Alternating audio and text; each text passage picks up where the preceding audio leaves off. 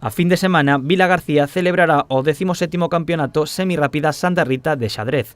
Nel disputaranse os torneos galegos das dúas modalidades máis rápidas deste deporte, lóstrego e rápidas. Dous campeonatos galegos, os dous campeonatos galegos máis espectaculares, pois son partidas relámpago e partidas rápidas, co cal é moi llamativo de ver, e que se vai celebrar no recinto Ferial Fesdegas. Para inscripcións, quizás sexa o ano que máis temos, faltan por confirmar, pero no campeonato lóstrego pois temos xa 100 xogadores inscritos, e no de rápidas, que é o domingo, pois andamos xa en 140 prácticamente.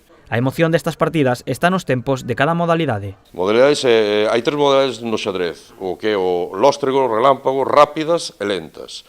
O máximo de tempo para un lóstrego son partidas menores de 15 minutos. Entonces aquí dáselle 3 minutos a cada xogador, máis cada xogada que fagan 2 segundos de incremento. Co cal vanse a partidas de 5 minutos por xogador. Estamos dentro do menos de 15.